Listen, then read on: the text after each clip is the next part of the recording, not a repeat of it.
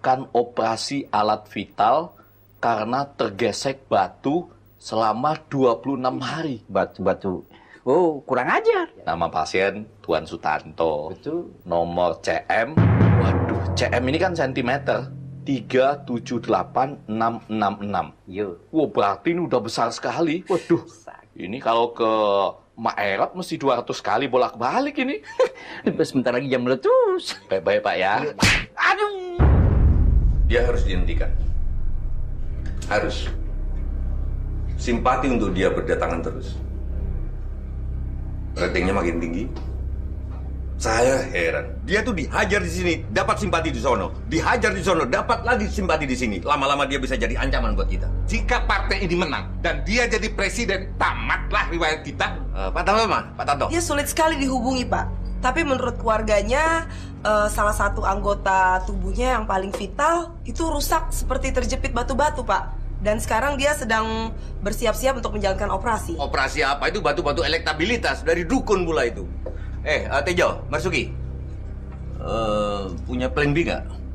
Ya, tapi harus berhasil. Sekali lagi ini gagal, mampus kita. Push. Ini pasti tidak meleset, Mas. Ini seni kelas tinggi dalam politik. Silakan, Sutejo. Kita siapkan sebuah pesta penyambutan Hartono karena dia telah selamat dari maut. Bagaimana? Di sana kita sudah buat makanan minuman yang enak-enak. Setelah itu kita giring Hartono ke sebuah tempat khusus. Di sana sudah kita siapkan minuman-minuman keras. Selamat datang, Pak Hartono.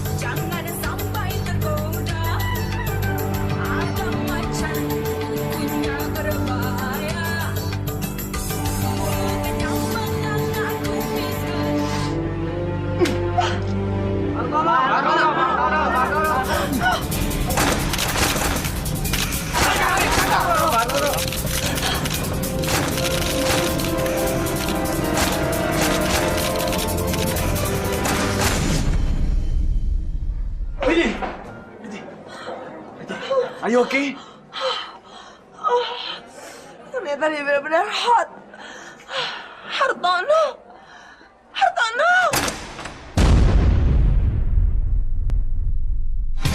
Kami tidak berhasil mendatangkan narasumber manapun, karena bahkan Denny Chandra tidak mau berkomentar ataupun datang ke studio ini. Tapi kami berhasil mengumpulkan pendapat publik dan bagaimana pendapat mereka mengenai peristiwa memalukan ini. Kasihan sekretarisnya. Di mana-mana politikus tuh sama, selalu makan sekretarisnya. Tapi kenapa ya? Kok masih banyak yang mau jadi sekretarisnya? Enak kali, Bo, kalau jadi sekretaris. Jangan percaya.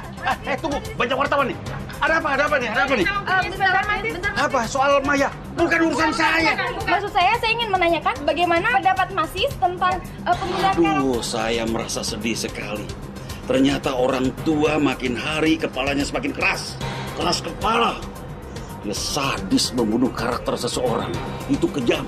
Lebih kejam dari fitnah, lebih kejam daripada isu, lebih kejam daripada ibu tiri. Pembunuhan karakter dilakukan untuk merusak citra partai atau seseorang. Banyak cara dapat dilakukan untuk itu. Seperti menulis sebuah skenario untuk sebuah film. Kita belum tahu apakah saudara Hartono bersalah atau tidak. Biarkan penyidik mengungkapkannya. Namanya juga laki-laki. Kalau ada kesempatan ya pasti mencari kesempitan. Dalam kehidupan politik itu, yang namanya tantangan pasti akan muncul. Mulai dari yang serius, seperti kritik-kritik yang tajam, bahkan ada juga yang suka kekerasan, dan sampai kepada gosip-gosip seperti yang kami hadapi. Pembunuhan karakter dalam politik adalah syarat mutlak yang harus diketahui seorang politikus. Kalau tidak, jangan coba-coba jadi politikus. Pasti Anda gagal. Dalam konteks kasus Hartono, kita semua tampaknya seperti telah terjebak dalam asumsi-asumsi, lupa kita uji kebenarannya, tetapi telah mengambil kesimpulan seolah-olah itu adalah fakta peristiwa. Menjadi korbanlah Hartono. Dalam politik, orang sering melakukan karakter assassination. Apa karakter assassination bisa masuk dalam ranah hukum pidana? Dalam hukum ada ajas lex specialis derogat lex generalis. Undang-undang yang khusus dapat mengenyampingkan undang-undang yang umum. Otomatis sudah terkena dengan pasal, ya, perbuatan tidak menyenangkan. Ini namanya manipulasi yang fata morgana. Saya nggak percaya kalau Pak Hartono itu ketangkep, sehingga hati saya jadi lowbat. Pak Hartono ditangkap. Pak gimana urusannya sih bisa ditangkap? Terus saya bagaimana ini? Bikin kasus udah banyak banget. Ya Allah ya Robi, kalau begini mah rugi, saya rugi. Dalam kasus Hartono ini tidak usah khawatir. Ini merupakan fitnah. Semakin tinggi pohon, semakin banyak anginnya.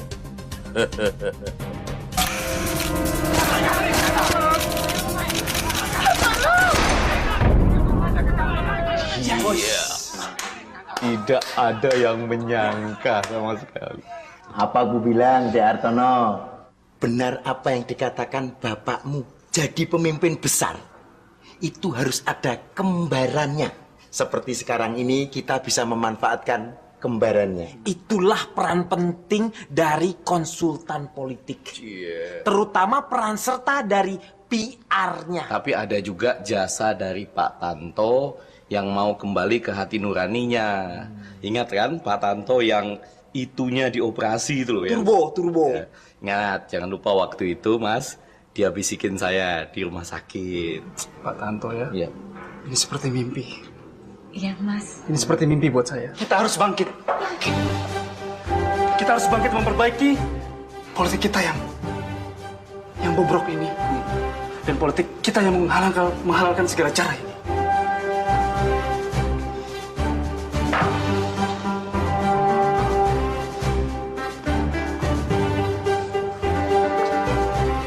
Fluktuatif.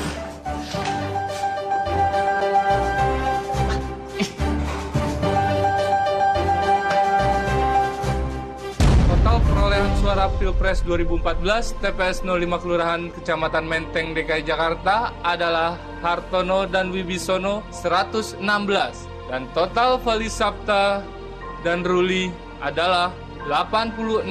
Kemenangan perolehan suara Kecamatan Menteng DKI Jakarta Hartono dan Wibisono.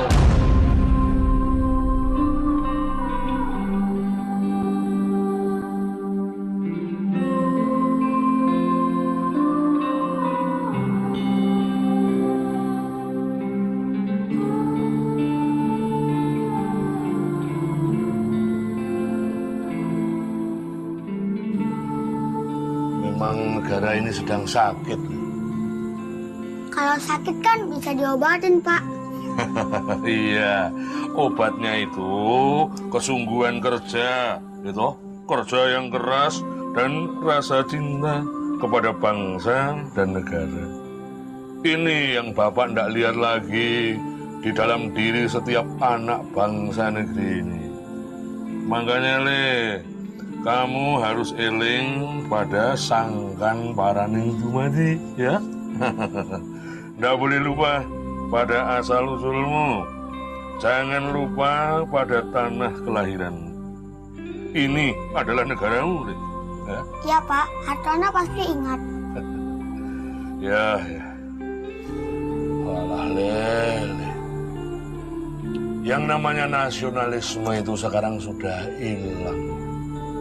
Yang ada itu cuma saling menghina, caci maki pada bangsa dan negara sendiri. Kenapa jadi lemah? Sementara itu justru bangga sama negara lain. Kenapa Mereka saling menyalahkan.